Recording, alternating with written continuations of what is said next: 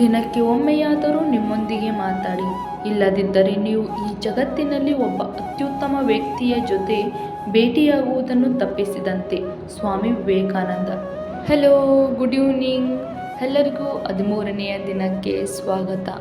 ನಾನು ನಿಮ್ಮ ಸೌಮ್ಯ. ಇವತ್ತೊಂದು ಒಳ್ಳೆ ಪ್ಲ್ಯಾನ್ ಹಾಕೊಂಡು ಲೈಬ್ರರಿಗೆ ಹೋದೆ. ಯಾಕಂದ್ರೆ ಇವತ್ತು ಯಾವುದೇ ಕ್ಲಾಸ್ ನಡೆಯಲ್ಲ.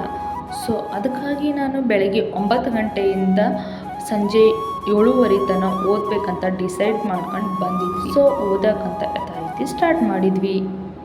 ಓದ್ತಿರ್ಬೇಕಾದ್ರೆ ಲೈಟ್ ಬೇರೆ ಹೋಯಿತು.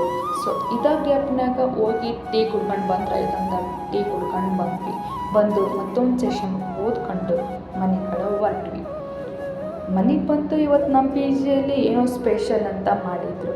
ಸ್ವಲ್ಪ ಹೊತ್ತು ವಿಡಿಯೋ ಎಡಿಟ್ ಮಾಡೋದಿತ್ತು. ವಿಡಿಯೋ ಎಡಿಟ್ ಮಾಡಿ ಮಹಾಭಾರತ ನೋಡಿ ಇನ್ನೂ ಒಂದು ಸೆಷನ್ ಎಕ್ಸ್ಟ್ರಾ ಹಾಕ್ಕೊಂಡಿದ್ದೆ. ಅದು ಮುಗಿಸಿ ನನ್ನ ದಿನ